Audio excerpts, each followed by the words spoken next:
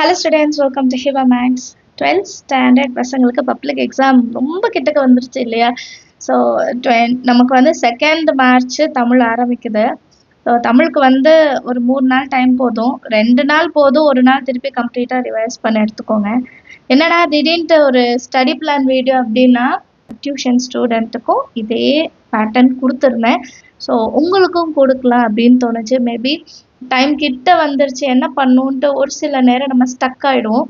அந்த மாதிரி ஒரு ஸ்டேட்டில் நீங்களும் இருக்கீங்கன்னா கைண்ட்லி இந்த வீடியோ ஃபுல்லாக பாருங்கள், சரிங்களா?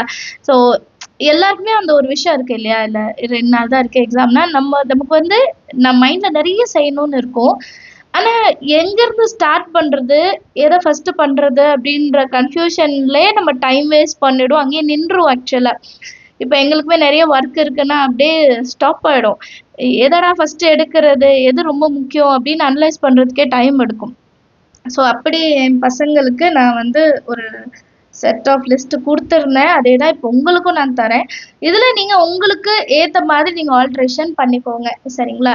இப்போ தமிழ் நீங்கள் நல்லா தரவு பண்ணிட்டீங்க அப்படின்னா, தமிழ் வந்து எனக்கு நல்லா தரவாக தெரியும், எனக்கு தமிழை பற்றி பயமே கிடையாதுன்னா, நீங்கள் 2 நாள் எடுத்துக்கோங்க, தாராளமாக போதும், சரிங்களா? இல்லை நான் இன்னும் கொஞ்சம் தமிழில் பார்க்க வேண்டியது இருக்குது, நான் வந்து மெயின் எக்ஸாம்ஸ்க்கெலாம் பார்த்துட்டு தமிழை வந்து இன்னும் எடுக்கவே இல்லை அப்படின்னீங்கன்னா 3 நாள் டைம் எடுத்துக்கோங்க.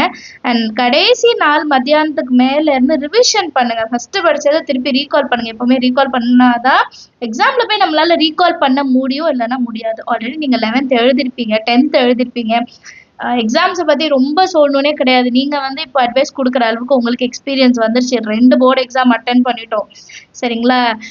இந்த வாட்டி தான் 11th போர்டு எக்ஸாம் இல்லை, கரெக்டாக? நீங்கள் லாஸ்ட் டைமும் ஒரு போர்டு எக்ஸாம் எழுதிருக்கீங்க, 10th போர்டு எக்ஸாம் எழுதிருக்கேன். அதனால உங்களுக்கு எக்ஸாம் ஃபியர் அந்த மாதிரிலாம் எதுவுமே இருக்காதுன்னு தெரியும். எப்படி உங்களுக்கு ஒரு ஃபியர் இருக்கும்னா, எதுலேருந்து ஸ்டார்ட் பண்ணுறது, என்ன பாயிண்ட்லேருந்து ஆரம்பிக்கிறதுன்ட்டு வேணால் உங்களுக்கு பிரச்சனை இருக்கலாம். மேபி அதுவுமே இப்போ எல்லாருமே நல்லா சூப்பராக படிக்கிறீங்க, எங்களுக்கு ஐடியா சொல்கிற அளவுக்கு இருக்கீங்க. அதனால எனக்கு அந்த பயம் இல்லை தமிழை பொறுத்த வரைக்கும். இப்போ பேலன்ஸ் இருக்கா? நல்லா வரலாம், ரொம்ப பேசல, டைம் கம்மியாக தான் இருக்குது. உங்கள் திட்ட ஆரம்பிச்சிருவீங்க, அப்புறம் அக்கா விஷயத்துக்கு வாங்க அப்படி சொல்லிடுவீங்க. ஸோ இவ்வளோ தாங்க, நான் ஃபஸ்ட்லேருந்தே இதை தான் உங்களுக்கு காமிச்சிட்டு இருக்கேன். 23 to 24 to 25 to 26 to. So நான் எப்போவுமே மேக்ஸ் தான் ஃபஸ்ட்டு எடுப்பேன்.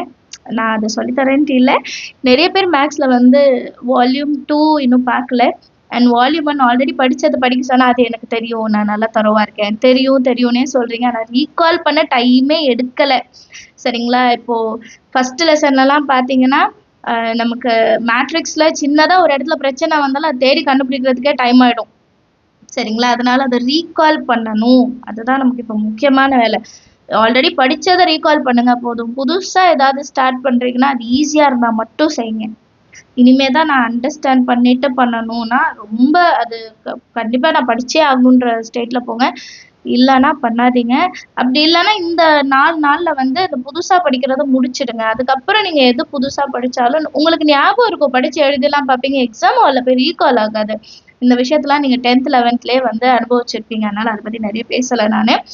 ஸோ நான் போட்ட ஸ்கெடியூல் என்னென்னா 23rd February வந்து மேக்ஸ் எடுங்க. குவார்ட்டர்லி போர்ஷன்ஸை கம்ப்ளீட்டாக ரிவைஸ் பண்ணுங்கம்மா. குவார்ட்டர்லி போர்ஷன்ஸ் என்னென்னு உங்களுக்கு தெரியும். இது எல்லாமே ஈஸின்றனால நீங்கள் ஸ்கிப் பண்ணிகிட்டே வந்திருக்கீங்க. நீங்கள் வந்து முக்கியமாக 5th சாப்டர், அப்புறம் 7th சாப்டர், 11th சாப்டர், இந்த சாப்டர்ஸ்லாம் கஷ்டம்னு அதையே தான் ரிப்பீட் பண்ணிகிட்டே இருக்கீங்களே தவிர, குவார்ட்டர்லியில் நம்ம படித்த போர்ஷன்ஸ் எல்லாம் வந்து நீங்கள் சைடில் வச்சுட்டீங்க. அதை வந்து திருப்பி நீங்கள் எழுதி பார்க்கணும். சும்மா நீங்கள் கிளாஸ் ஒர்க்கு நான் சொல்லவே இல்லை, நீங்கள் எல்லாமே நீங்கள் வந்து எல்லாமே எழுதி பார்க்கணும். எழுதினா தான் நமக்கு வந்து நல்லது, டைம் எடுக்கும். நான் இல்லைன்னு சொல்லி 24th வந்து ஃபிசிக்ஸ் எடுத்துக்கோங்க ஃபஸ்ட்டு, ஏன்னா கெமிஸ்ட்ரி லாஸ்ட்டாக வச்சுக்கலாம். ஃபிசிக்ஸில் நிறைய பேர் நியூமரிக்கல் ப்ராப்ளம்ஸ் இன்னும் பார்க்கல, அண்ட் வால்யூம் 2 நிறைய பேர் பக்கமே போகலன்னு நினைக்கிறேன். கொஞ்சம் பேர் தான் அதை படிச்சிருக்க மாதிரி எனக்கு ஒரு தோணல் வருது, ஏன்னா நிறைய ஸ்டூடெண்ட்ஸ் கிட்ட பேசுகிறனால. வால்யூம் 1 வந்து நல்லா தெரியுது, வால்யூம் 2 தான் எதை கேட்டாலும் வால்யூம் 2. மேக்ஸ் படிச்சு அக்கா வால்யூம் 2 மட்டும் டவுட், கெமிஸ்ட்ரி படிச்சா வால்யூம் 2 மட்டும் டவுட். அந்த வால்யூம் 2 என்னன்னு எனக்கு தெரியல. ஸோ வால்யூம் 2க்கு வந்து கொஞ்சம் கவனம் கொடுங்க. இல்லை நான் வால்யூம் 2 இப்போ தான் ரிவிஷன்ஸ்க்கெல்லாம் படித்தேன், எனக்கு நல்லா ஞாபகம் இருக்குன்னா வால்யூம் 1 வந்து இதுக்கு முன்னாடி நீங்கள் படித்ததை ரீகால் பண்ணுங்க, எழுதி பாருங்க, டைம் வேஸ்ட் பண்ணாதீங்க, நமக்கு டைம் கிடையாது. சரிங்களா? அதே தான் கெமிஸ்ட்ரிக்கும். கெமிஸ்ட்ரி அடுத்த நாள் நம்ம வந்து எதுவுமே மிங்கிள் பண்ணல. ஒரு நாளைக்கு பிசிக்ஸ் எடுத்தீங்கன்னா நீங்க பிசிக்ஸை மட்டும் படிச்சாலே போதும். கவனமா கான்சென்ட்ரேட் பண்ணி பிசிக்ஸை மட்டும் படிங்க. கெமிஸ்ட்ரி எடுத்தீங்களா, கெமிஸ்ட்ரி மட்டும் படிங்க. அதுல வந்து நடுவில் வந்து நமக்கு டிஸ்ட்ராக்ஷன்ஸ் வரும், அதனால தான் சொல்லுவேன். இப்போ கெமிஸ்ட்ரி வால்யூம் 2 எடுத்து படிக்கும் போது திடீர்னு தோணல் வரும், மேக்ஸ்ல வால்யூம் 2ல இந்த லெசன் நான் படிக்கலையே, அதுலேருந்து கேட்டுருவாங்களோ, இந்த டாபிக்லேருந்து கேட்டுருவாங்களோ, ஃப்ரெண்டு மெசேஜ் பண்ணானே, அந்த மாதிரிலாம் தோணல் வரும். எல்லாத்தையுமே தள்ளி வச்சிடுங்க. ஏன்னா நமக்கு கட் ஆஃப் ரொம்ப முக்கியம். நல்ல காலேஜ்க்கு கட் ஆஃப் ரொம்பவே அவசியம். ஸோ அதனால வால்யூம் 2 எடுங்க. வால்யூம் 2 நல்லா தரவா இருந்தா வால்யூம் 1. அதனால தான் நான் ஸ்டார்டிங்ல சொன்னேன், இது நான் ஏன் பசங்களுக்கு கொடுத்தது, ஏன்னா அவங்க எவ்வளோ படிச்சிருக்காங்கன்னு எனக்கு தெரியும். அதனால அவங்களுக்கு ஏற்ற மாதிரி நான் கொடுத்துருக்கேன். நீங்க வந்து உங்களுக்கு ஏற்ற மாதிரி மாத்திக்கோங்க. வால்யூம் 2 நல்லா தெரியுமா, வால்யூம் 1 எடுங்க. ஆனா ரெண்டுத்தையும் போட்டு குழப்பிக்காதீங்க. கொஞ்சம் வால்யூம் 1ல படிக்கிறேன், கொஞ்சம் வால்யூம் 2, அப்படி இல்லைன்னா எந்தெந்த லெசன்ஸ்லாம் தெரியாது தெரியல, இதை நான் பண்ண சொல்றேன்.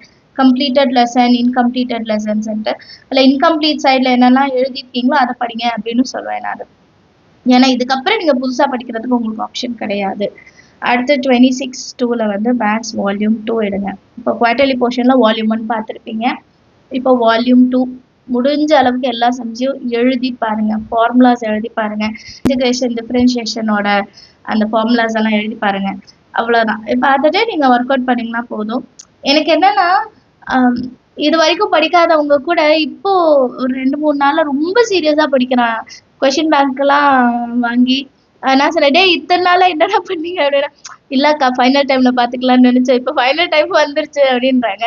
எல்லாருக்கும் அப்படிதானே இருக்கும் இல்லையா? பாத்துக்கலாம் அது கிட்டக்க வரும்போது உங்களுக்குள்ள ஒரு ஒரு தோணல் வருது படிக்கணும்ட்டு, அதை வந்து கரெக்டா கைட் பண்ணணும், அதுதான் வேணும். இப்போ ஒரு சிலவங்க வந்து ஃபுல்லா படிக்காம இந்த டைம்ல படிச்சு கூட சூப்பர் மார்க் எடுத்த ஸ்டூடெண்ட்ஸையும் பார்த்துருக்கேன். வந்து சொல்லிட்டு போவான், அக்கா பார்த்தீங்களா எடுத்துட்டேன் அப்படின்னு சொல்லிட்டு. அந்த மாதிரியும் இருக்கு, நிறைய பேர் அப்படி பார்த்துருக்கோம். சரிங்களா? அதனால நீங்க படிக்கலன்னு நினைச்சு என்னைக்குமே வந்து டவுனா ஃபீல் பண்ணிடாதீங்க. நீங்க இப்போ ஸ்டார்ட் பண்ணா கூட கம்ப்ளீட்டா உட்காருங்க, அதுதான் வேணும். அது வந்து நம்ம மனசு வந்து எப்பவும் மாறிக்கிட்டே இருக்கும். இப்போ உட்காரலாம்னு நினைப்போம், லேசா பசிக்கும், சாப்பிட்டு வந்துடலான்னு தோணும். சாப்பிட்டு வந்து படிக்கும் போது கொஞ்சம் ஃப்ரெண்ட்ஸ் கூட பேசிட்டு வந்து இதெல்லாம் நடந்திருக்கு இல்லையா? நாங்களுமே எக்ஸாம் எழுதும்போது இதே வேலை தான் பார்த்தோம். அப்போ எங்களுக்கு இந்த மாதிரி கைட் பண்ணலாம் ஆள் இல்லை.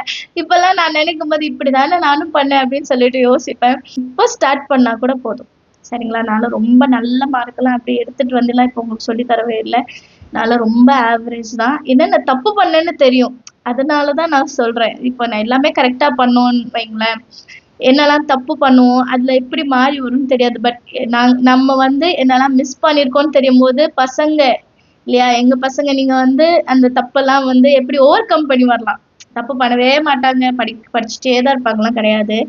எல்லாருக்குமே அந்த லேசினஸ் வரும். பட் அது ஓவர் கம் பண்ணி வர ஐடியா என்ன அப்படின்றத சொல்லணும் இல்லையா? ஸோ அதுக்காக தான் சொல்றேன், இப்பத்துல இருந்தாவது ஸ்டார்ட் பண்ணுங்க. வீட்ல வந்து கொஷின் பேப்பர்ஸ்லாம் இருக்கும், நீங்க ஃப்ரெண்ட்ஸ் கிட்டலாம் வாங்கி வச்சிருப்பீங்க. ஆனா அதெல்லாம் அப்படியே ஃபோல்டர்ல அப்படியே இருக்கும். அதெல்லாம் தட்டி எடுங்க வெளியே, தூசி தட்டி வெளியே எடுத்து அந்த கொஷின் பேப்பர்ஸ்ல இருக்க வால்யூம் 2ஓட கொஷின்ஸ் எல்லாம் எடுத்து பாருங்க, உங்களுக்கு தெரியுதா இல்லையா. எந்த கொஷின்ஸ் எல்லாம் தெரியலையோ அதை மார்க் பண்ணி படிக்க பாருங்க. ரொம்ப பெருசா இருந்தா ஷார்ட் பண்ணி படிங்க. நம்ம எதுவுமே படிக்காம இருக்கிறதுக்கு ஏதாவது படிக்கலாம், அவ்வளவுதான். சரிங்களா? ரொம்ப பெருசா இருக்கா, ஷார்ட் பண்ணுங்க. எதெல்லாம் உங்களால படிக்க முடியுமோ அதெல்லாம் படிச்சிடுங்க. எக்ஸாம் ரொம்ப கிட்டக்க இருக்கு. All the very best. நல்லா அட்டென்ட் பண்ணுங்க, நல்ல ஸ்கோர் எடுங்க, நல்ல காலேஜ்ல போய் சேரணும். அதுதான் எல்லாருக்குமே ஆசையா இருக்கு இல்லையா? நல்ல காலேஜ்ல சேரணும், நல்ல வேலை கிடைக்கணும். So all the very best. Time waste பண்ணாதீங்க. தேங்க்யூ ஸோ மச் ஃபார் வாட்சிங்.